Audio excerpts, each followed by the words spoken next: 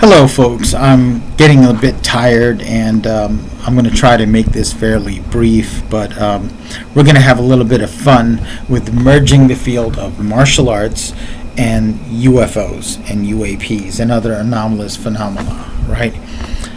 Let's talk about what is a way that a martial artist can view the topic, okay?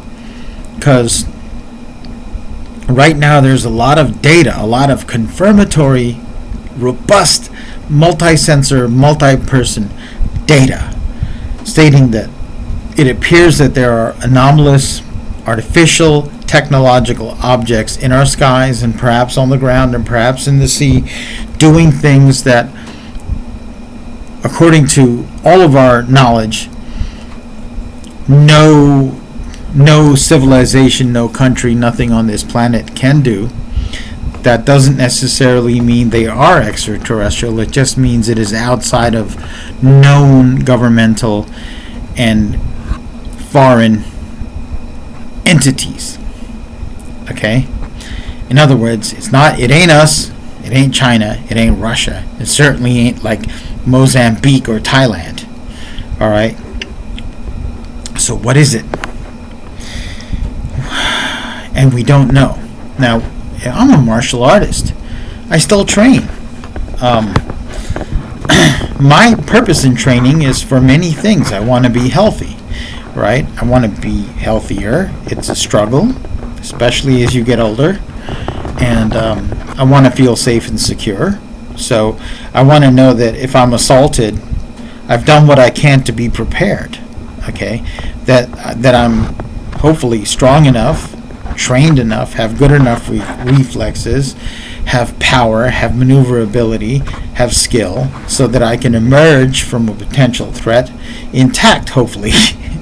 Right? My goal in self-defense isn't to necessarily knock someone out, choke someone out, armbar them, take them down, mount them, or use a weapon on them. Although all of those things are in the scope of my practice.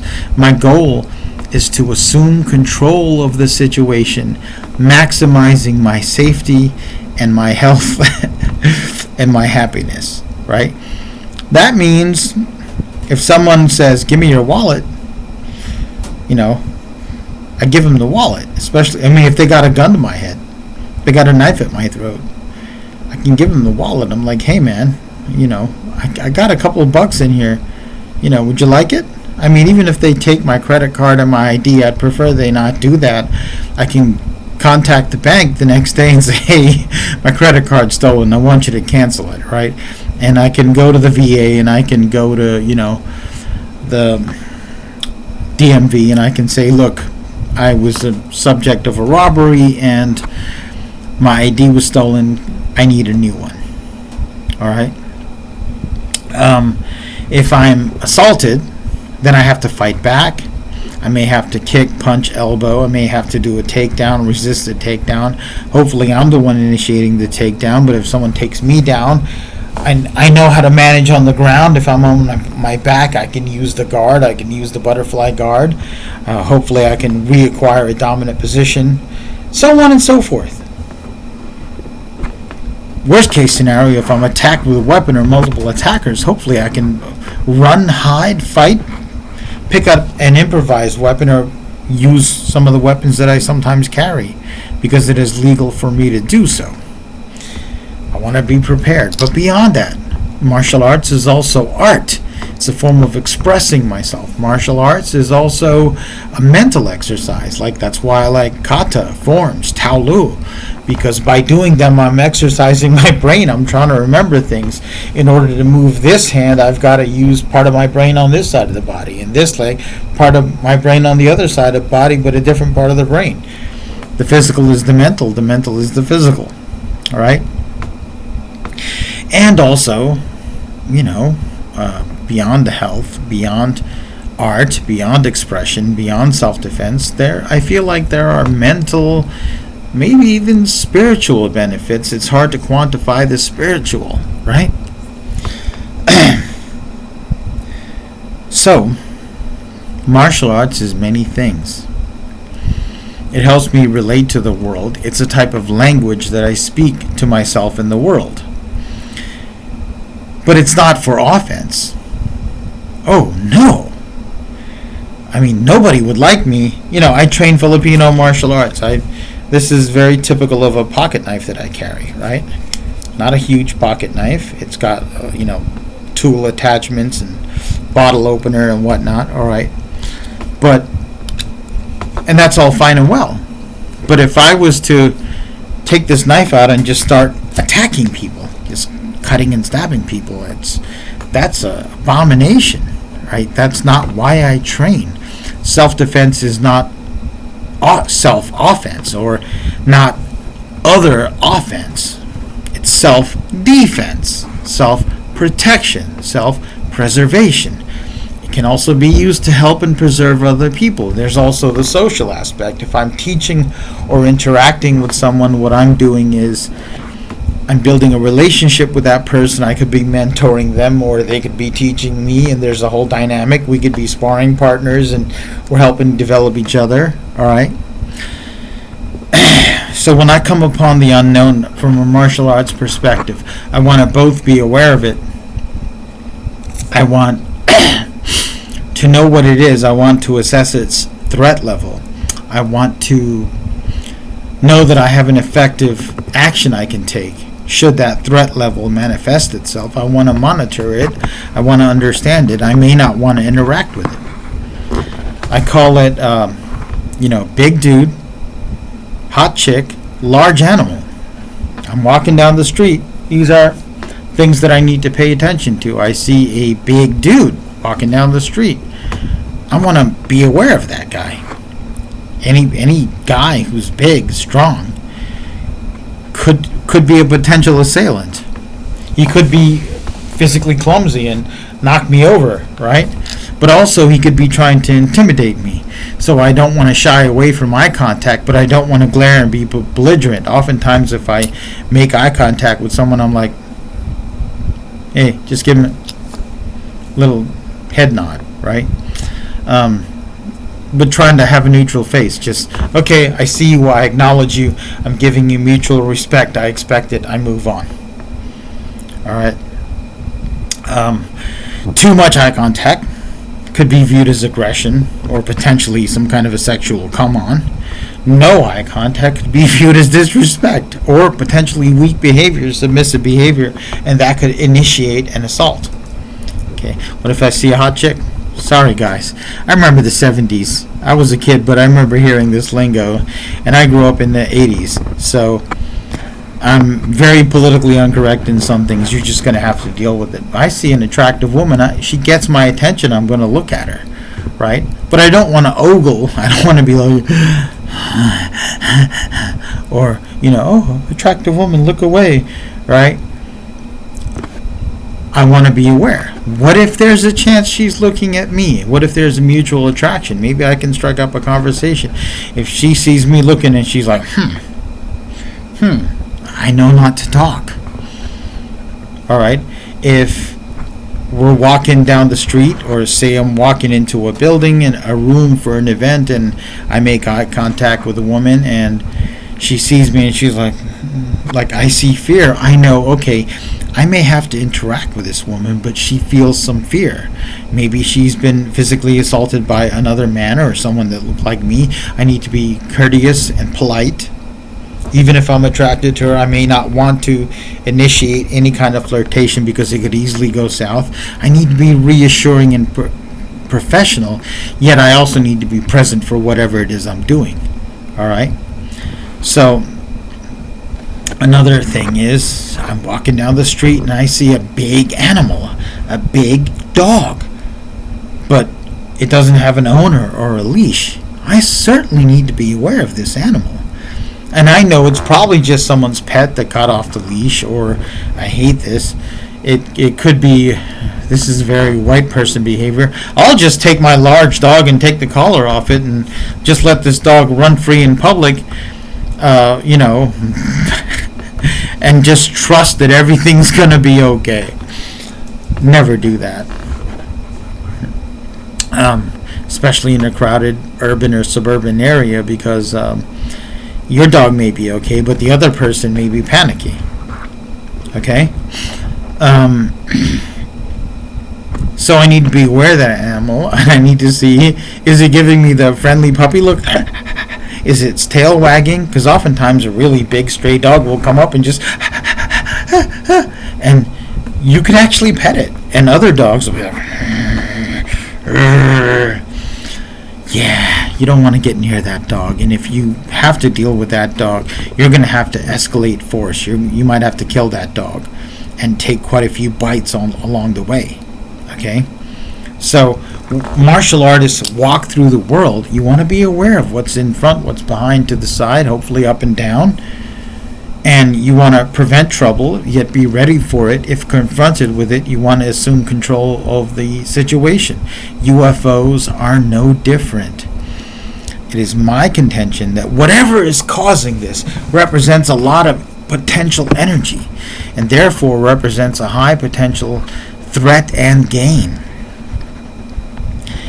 And I also think that the data shows that there is some type of intelligence behind it, even if it may be artificial intelligence.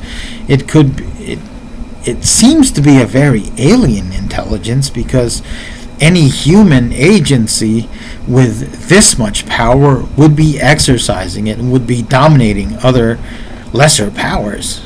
And it doesn't appear to be doing that. It appears to be fairly unobtrusive, but not invisible. Think about that. At the very least, we need to develop awareness, mutual awareness, and some form of mutual communication and respect. It's kind of like the big dude scenario, right? But it could be the big stray dog scenario. It could be the hot chick scenario. And I'm going to close with an example of, as a martial artist, okay, when I'm walking down the street, I like to be aware of how people are reacting to me and assess people for threat, but also potential friends. And also just, hey, something interesting is going over there. Let me see what's happening, right? But not distracted, so that while you're looking at this interesting thing, someone isn't picking your pocket. So I'll tell you a story. A while ago, a couple of years ago, more than a couple of years ago, my friend Evan used to live not too far from where I live on Garth Avenue, right? You walk down the block, make a right, and then a little bit less than halfway down that block on the right was the house that he shared with him, his brother, and another roommate, right? And at one point they got a Bernese Mountain Dog, which everybody loved. And sometimes I would be visiting and I'd be like, hey, can I take Hank for a walk?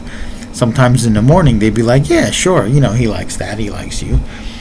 So I would put this dog on a leash. It was a young dog. It was a little bit older than a puppy, but not old enough to be a full-grown Bernese Mountain Dog. I would walk it on its leash. I would keep him close to me. I don't believe in bad dog ownership. I had the little plastic bags and all that stuff. I'd walk it on campus. And you get a lot of, especially girls, are like, oh, it's so cute. They just look at the dog, puppy, puppy. And then, some of the younger guys are more reserved, but sometimes you can just tell if some people really like dogs, and every once in a while you get something where that person is scared of dogs, didn't have a good experience, and they kind of look away, or you might even see fear. But then there was an event on campus, and it was with one of the black student unions, right? And I'm walking down the street, and so there's a lot of young black people, and uniformly a lot of them were looking at the dog with fear. And I'm like, well, I'm not exactly white, and I'm not black. I'm definitely an alien entity to them, and and this dog appeared to be generating a lot of anxiety in a lot of them. And they were kind of looking at the dog and a little bit longer than the other students, and just kind of like very cautious.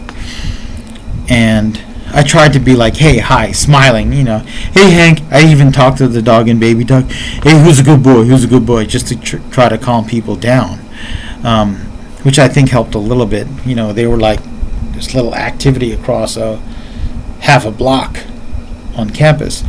And then one young black lady stopped up. Isn't that a nice dog? I'm like, yeah, he likes everybody. You want to pet him? And so out of all of that, there was one really positive response, right? And then she interacted with Hank. She was more interested in the dog than I was. More interested than she was in interacting with me. She was like, cute dog, cute dog. And then we went our separate ways, right? But as a martial artist, again, I noticed that the presence of this dog in different student populations was generating different emotions. And I tried to change what we were communicating to reduce the level of anxiety around me, okay? And create a better interaction. And I think that may have facilitated someone to saying, oh, this is a friendly dog. This is a good dog. Let me interact with that dog, right? And I think I was actually practicing my martial arts in that incident. Okay?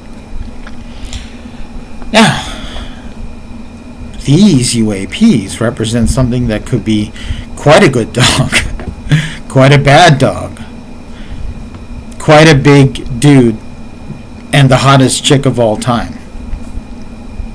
But interacting with such a powerful phenomena, if intelligently directed, even if it was in the hot chick category, it would be like a hot chick that could kill you by accident, by sneezing or bumping you, like a hot chick with superpowers and poor control. So either way, we need communication, mutual communication, respect, and boundaries. And we're not going to do that by pretending that this preponderance of data that is now piling up and cascading because one disclosure leads to more disclosures, right? We need to stop pretending this isn't real and this isn't worthy of action. Okay? So, I know that's a bit of a ramble, but it's on my mind, and a lot of times I feel like I'm just talking to myself, but if someone else can benefit from it, fine. Also, today, Monday, I've got a colonoscopy.